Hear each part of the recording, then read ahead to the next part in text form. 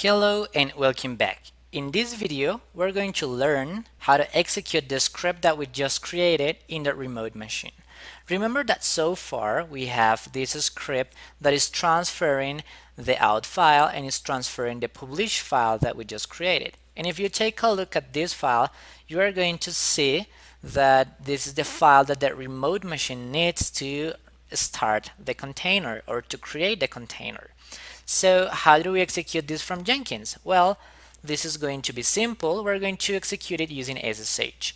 Probably, as I told you, in your real life, your process of deployment could be a little bit different because instead of SSH, you could be using AWS, which already has a CLI client, and you can do like AWS CLI deploy something.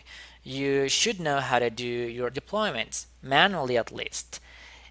But for this case, we're using Docker Compose and SSH to deploy everything. So what we're going to do now is that we're going to go to our Jenkins, deploy SSH, and in SSH you can execute commands in remote machines using this line. Let me show you.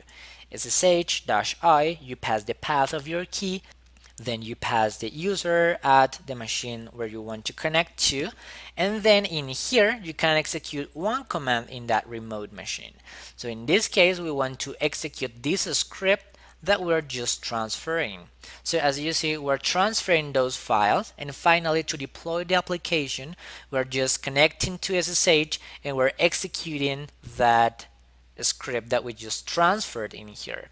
So let's save this and let's execute this script so you can see the output. So let's click on this, hit enter, and now this deploy file is going to start transferring the out file, then the publish script, and finally it's going to execute this script that we just transferred using SSH.